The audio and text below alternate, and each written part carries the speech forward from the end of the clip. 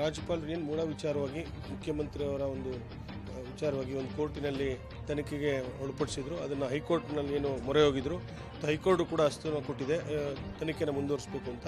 ಈ ನಿಟ್ಟಿನಲ್ಲಿ ನಾವು ಕೂಡ ವಿರೋಧ ಪಕ್ಷದ ಶಾಸಕನಾಗಿ ನಾವು ಕೂಡ ಮೂಢ ಹಗರಣ ಮತ್ತು ನಾವು ಕೂಡ ಏನೋ ಒಂದು ಕಡೆ ಬೆಂಗಳೂರಿಂದ ಮೈಸೂರಿಗೆ ಒಂದು ಪಾದಯಾತ್ರೆ ಮಾಡಿದ್ದು ಕೂಡ BJP ಮತ್ತು JDS ಒಂದು NDA ಪಕ್ಷವಾಗಿ ಏನೋ ಕೂಡ ನಮಗೆ ಜಯ ಸಿಕ್ತು ಅಂತ ನಾನು ಭಾವಿಸ್ತೇನೆ. ಈ ಕೂಡಲೇ ಮುಖ್ಯಮಂತ್ರಿಯವರು ಕೂಡ ಹೊಣೆಯನ್ನು ಹೊತ್ತು ರಾಜೀನಾಮೆ ಕೊಡಬೇಕಾಗುತ್ತೆ. ಯಾಕೆಂದರೆ ನಾವು ದೆಹಲಿಯಲ್ಲೂ ಕೂಡ ಕೇಜ್ರಿವಾಲ್ ಒಂದು ಇದನ್ನು ಕೂಡ ಹಗರಣವನ್ನು ನೋಡಿದ್ವಿ. ಈಗಾಗಲೇ ಕೇಜ್ರಿವಾಲ್ ಅವರು ಕೂಡ ರಾಜೀನಾಮೆ ಕೊಟ್ಟು ಬೇರೆಯವ್ರನ್ನ ಮುಖ್ಯಮಂತ್ರಿ ಮಾಡಿರೋದು ಉದಾಹರಣೆಗಳು ನಮ್ಮ ಕಣ್ಣೆದುರಿಗೆ ಕಾಣ್ತಾ ಇದೆ. ಹಾಗಾಗಿ ಮುಖ್ಯಮಂತ್ರಿಗಳು ಕೂಡ ಸಿದ್ದರಾಮಯ್ಯವರು ಈ ಕೂಡಲೇ ರಾಜೀನಾಮೆ ಕೊಟ್ಟು ಬೇರೆಯವರೊಂದು ಇದನ್ನು ಅವಕಾಶ ಮಾಡಿಕೊಡ್ಬೇಕು ಅಂತ ಮತ್ತು ಹಗರಣವನ್ನು ಕೂಡ ತನಿಖೆಗೆ ಒಳಪಡಿಸೋದೇನು ಸತ್ಯಾಸತ್ಯತೆ ಹೊರಗೆ ಬರೋ ತನಕ ಅವರು ರಾಜೀನಾಮೆ ಕೊಡಬೇಕು ಅಂತ ತಮ್ಮ ಮೂಲಕ ಮನವಿಯನ್ನು ಮಾಡ್ತಾರೆ.